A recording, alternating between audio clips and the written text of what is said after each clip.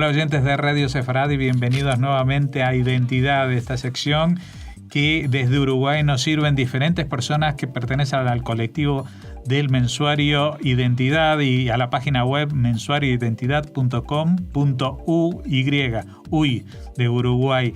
Y tenemos justamente a uno de las voces cantantes de los principales valedores de este grupo Identidad, a Mauricio Seleniek. ¿Qué tal, Mauricio? ¿Cómo te va? Muy bien, encantado, Jorge. Primero tengo que desearles un feliz Rosh Hashanah que acabamos de culminar y que todos estemos inscritos en el libro de la vida. Pues vamos a hablar justamente de libros y de libros que también hablan de la vida y de un libro escrito por un judío israelí que tiene un poco movilizado al mundo intelectual, porque el libro se llama De animales a dioses y está escrito por Yuval Noah Harari, que es un profesor, ¿no?, de la Universidad Hebrea de Jerusalén. Ahí está, sí, a la vez Harari hizo un estudio graduado en Oxford de historia medieval y se ha dedicado con conceptos antropológicos y no solo antropológicos a desarrollar lo que podemos llamar la macrohistoria, porque muchos escritores o intelectuales, investigadores han mostrado al mundo simplemente en términos de partes históricas muy pequeñas, entonces no nos da una característica holística de lo que está pasando. Este hombre, este científico de la Universidad Hebrea, nos da una idea y nos permite hacer algo abarcativo desde los orígenes hasta el futuro. Y en un corto libro, de uno de los tantos que escribió, lo está diciendo. Entonces es muy interesante. Uh-huh. Mira, Jorge, por ejemplo, si te parece, relato algo. A mí me llamó la atención, creo que ese libro está en España, ¿verdad? Sí, ese libro está traducido y tengo que anunciar que también está a punto de salir la traducción del segundo libro que se llama Homo Deus, breve historia del mañana. Este se llama Sapiens, de animales a dioses, y está en español, se puede conseguir. Mira, porque él empieza, el solo título de animales a dioses es una simplificación de todo un concepto tan grande que yo dije que habrá estado un mes para ver qué título le pone, porque el parte que partimos de ser animales, que fuimos evolucionando, que hubo 3 grandes revoluciones que ahora lo voy a mencionar, y que estamos llegando a una situación de que de animales estamos intentando llegar a dioses. Con toda la tecnología, los cambios genéticos y todo eso para un futuro. Y entonces saca un libro crítico, real, sumamente positivo, que analiza toda la evolución. No podemos ser dioses, pero queremos llegar a dioses, y esa es la revolución científica. Bueno, yo te comento que él habla de 3 grandes revoluciones que tiene la historia. Él divide, incluso antes de lo que podemos llamar historia, divide todo en 3 grandes aspectos de la evolución. La primera es la revolución cognitiva, que tiene, que es la que el hombre comenzó hace 70.000 años atrás, que es la revolución en el cual el humano, para llamarlo de alguna forma, comenzó a percibir las cosas que lo rodeaba y poder hacer un mínimo razonamiento de eso. Pero a la vez, claro que los años pasan con mucha rapidez. La segunda revolución, después de la cognitiva, está la ascendentaria, que tiene 12.000 años. porque el sedentarismo trajo cantidad enorme de cosas. Así como la revolución cognitiva permitió el uso de instrumentos, de conocer, de diálogos, de un montón de cosas, la revolución sedentaria que nos hizo pasar de recolectores y cazadores a ir lentamente en siglos y siglos asentándonos en lugares, el sedentarismo trajo la propiedad privada, el deseo de pertenencia a un lugar, la necesidad de distribución de tareas, la previsión de generar alimentos para un futuro, la necesidad de organizarse en una sociedad más colectiva. Ya había condiciones, que vamos a hablar de eso, y entonces trajo el mundo moderno una revolución, y a la vez trajo la necesidad de que existan autoridades, leyes, líderes que después se transforman en estados, naciones, etcétera. Y la última, que hace 500 años nada más, es la revolución del conocimiento técnico-científico, que nos dio un salto enorme y que hoy tiene una evolución, por supuesto, no como hace 500 años, sino, él dice, tiene una evolución con tanta rapidez que la otra vez alguien decía que el conocimiento de informática crece por año 200 veces, lo cual es un crecimiento así explosivo, ¿no? En el libro de Animales a Dioses, él dice que aparecimos el género animal, que es los homos, están dentro del género animal. Hace 6 millones de años aparecimos en la Tierra.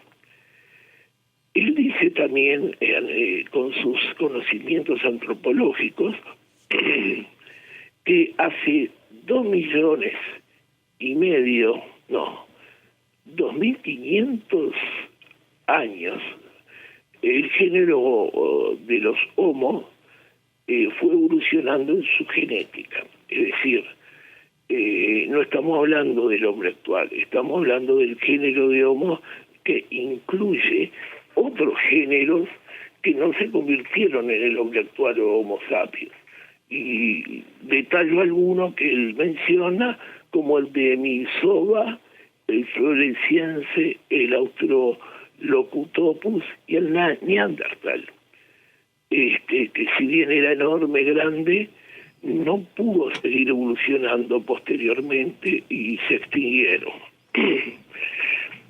Y es interesante saber esto, que hace 100.000 años los humanos en la Tierra pasaron a quedar solamente el Homo sapiens, es decir, lo que actualmente llegamos más o menos a ser nosotros. Y él se pregunta, en una pregunta gigante que creo que es la clave del libro, ¿por qué? ¿Por qué el Homo sapiens quedó y los otros homos no evolucionaron como el Homo sapiens, aunque evolucionaron genéticamente? Y esa pregunta que él se hace le da una respuesta que no sabemos bien por qué, pero sí él dice que se dio. Y se dio hace 70.000 años, porque el Homo sapiens comenzó a tener un lenguaje. Tenemos que recordar, Jorge y la audiencia, de que lenguaje existe entre los animales, existe entre los perros, leones, jirafas, en las hormigas, en las abejas, etcétera, etcétera. En el Homo sapiens, no en el Homo de Neandertal, todo eso, el lenguaje existía. Existe actualmente en los animales, pero la diferencia es que el lenguaje animal que existe es muy primario, es un lenguaje inmediato, es un lenguaje que no hay logos, no hay razón, es un lenguaje que ven un peligro y entonces captan cognitivamente solo ese peligro, no captan el razonamiento seguido, se escaparán, pero captan casi intuitivamente ese aspecto, no pueden razonar más. Entonces, esa inmediatez del conocimiento de los hechos reales les permite dar un lenguaje de alegría, de muerte, de peligro, de hambre, de hasta de emoción, pueden darlo.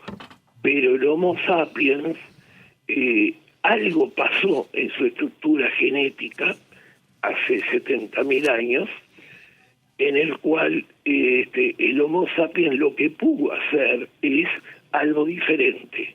Pudo comenzar no solo a pensar directamente o ver lo que pasaba y hablarlo con expresiones, con las manos, con gesticulaciones, etcétera, sino que el Homo sapiens empezó a generar ideas y conceptos que fue desarrollando con muchos siglos, virtuales, no reales. Y esos conceptos virtuales, no reales, que no tenían nada que ver de repente con la realidad, pero que era un razonamiento o una creación o una invención, le permitió superar en la escala animal y en la escala del Homo, superar a todos los demás. ¿Qué pasa? ¿Por qué lo superó? Dice Harari. Harari dice, el hombre fue superado, el Homo sapiens superó, porque, por ejemplo, un animal o un grupo de Neandertal podía tener un líder que podía agrupar 10, 20, 50 personas o animales, pero no, es mejor decir animales, pero nunca podía generar una manada mucho más gigante porque era imposible dominarlo, porque el macho o en su momento la hembra líder no tenía tanta fuerza y se dividía los grupos. En cambio, la generación del Homo sapiens, de ese virtual concepto de la palabra, esa especulación, esa creatividad, le permitió generar creación de inventos, cosas que no existen, hasta que llegó a generar creencias y mitos inexistentes, pero existentes dentro de la virtualidad del pensamiento. Y eso le permitió generar grupos humanos con un común denominador de creaciones místicas o como quieramos llamarle, que permitieron unir a grupos humanos, es el Homo sapiens, permitieron unirlos en cantidades mucho mayores de lo que se podía unir una manada, un hombre de Neandertal o lo que sea, porque tenían un denominador común, vamos a llamarle mito, pero se puede llamar de mil formas. Y ese mito era lo que sentía que los unía. Es decir, ya no eran una manada, ya no eran algo muy trivial o concreto, ya algo virtual lo llegaba a unir. Y eso permitió que el Homo sapiens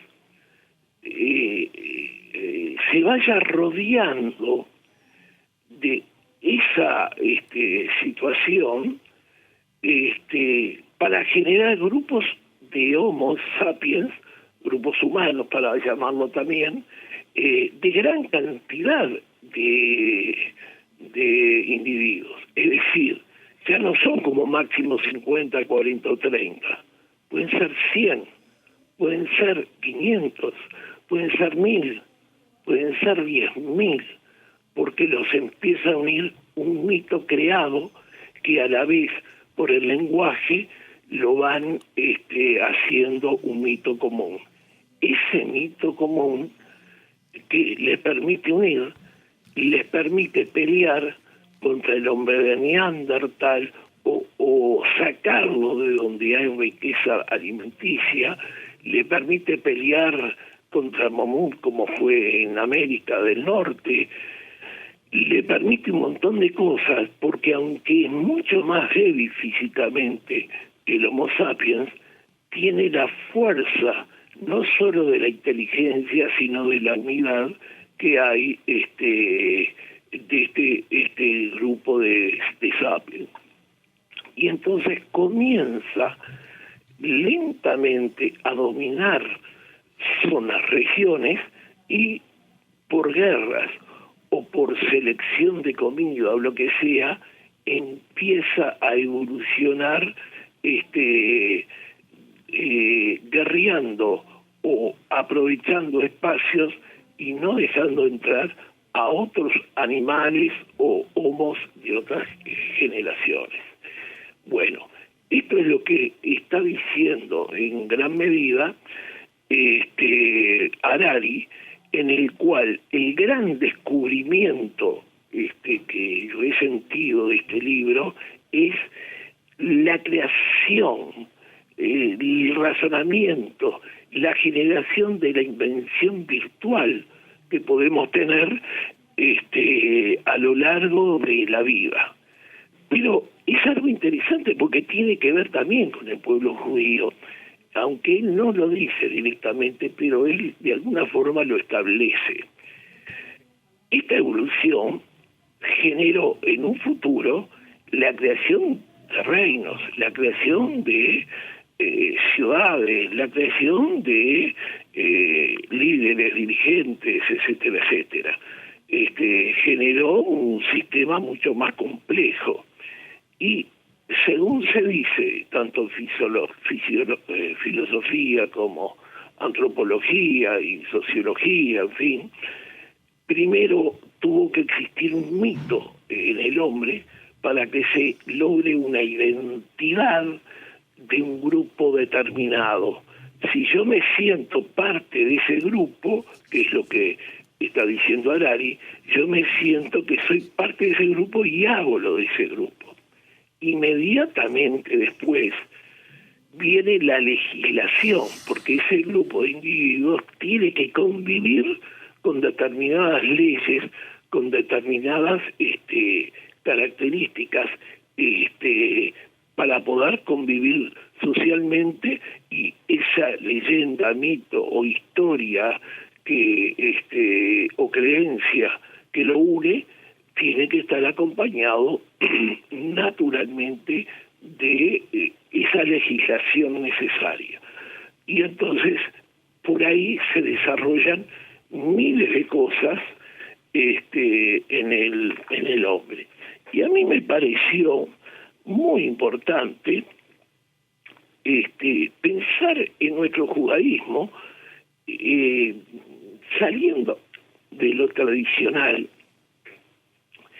porque hemos tenido el mismo caso que todos los pueblos. Hemos generado un mito, una leyenda, y para aquel que es creyente, algo que nos unía. Llamémoslos como quieramos llamarlo. Y es decir, y que es la Torá. El mismo Amos Oz, que no es creyente, dice: el libro nos constituye nuestra identidad, nos constituye lo que somos. Quiere decir que no importa la verdad o no verdad, es parte nuestra, es una necesidad humana de generar. Si existe Dios o no existe es un tema de cada uno, pero la necesidad de agruparnos en torno a un mito, a una leyenda, a una historia común es importante. ¿Y qué pasó? Inmediatamente el pueblo judío, pero igual que los griegos, igual que otros lugares, inmediatamente generamos, ¿qué generamos? La Torá, la Mitzvot, generamos la legislación que tenemos que tener como grupo étnico, como grupo humano. Entonces, por ahí digo, el mito nuestro, o la leyenda, o la creyente cómo nos hemos logrado nuestra identidad, y la legislación posterior, que es la Torá y todo eso, son parte que nos constituyen y son parte de la historia de la humanidad y del Homo sapiens. Y en ese paralelismo de cosas, yo estaba estudiando algo de los griegos, y exactamente pasaba lo mismo, con sus singularidades y particularidades. Entonces, me da la sensación de que toda esta situación muy interesante de cómo se rompió la gestación a través de la creatividad humana, es una de las cosas que el libro me apasiona. Uh-huh. También me apasiona cómo critica el sedentarismo, que no es algo natural del Homo sapiens, cómo critica la matanza de animales, que de alguna forma le duele, y cómo critica que el trabajo del Homo sapiens está hecho en su estructura física para otro tipo de cosas. Y termina, pero vos me decías, Jorge, que hay un libro nuevo que me muero por leerlo, y termina diciendo, estamos modificando tanto en parte la genética, nuestro físico y todo eso, que queremos pasar de animales a dioses, como que el futuro empieza a estar más en nuestras manos científicas que en la evolución biológica. Uh-huh. Y me vas a permitir, Mauricio, también que haga un pequeño chiste, porque como vos ligabas el tema del Homo sapiens con la tradición judía, pues podríamos llamarlo, si te parece bien, Shlomo sapiens.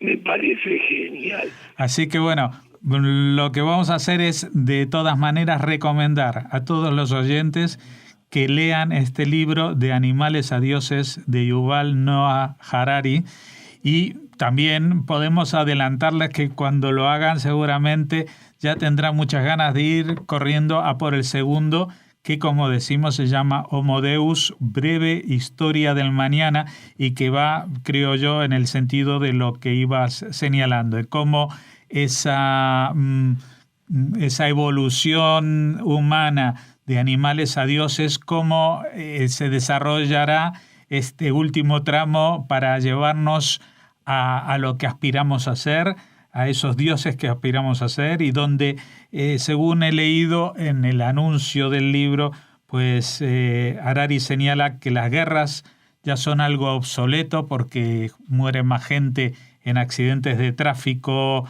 que en las guerras, que el hambre también desaparece, que hay más muertos y enfermedades por la obesidad que por el hambre, y que la muerte, que también antes era algo que no tenía escapatoria, pues se empieza a vislumbrar como que sí puede llegar a ser algo bastante más lejano de lo que solemos pensar. Mauricio Sieleniek, te agradecemos y recordamos a los oyentes, esta historia y muchas más las pueden encontrar en el mensuarioidentidad.com.uy.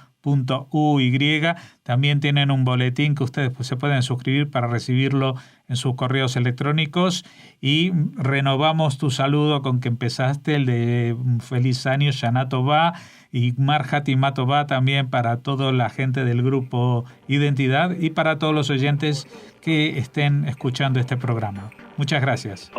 Jorge, gracias, y shalom para todos y para Israel.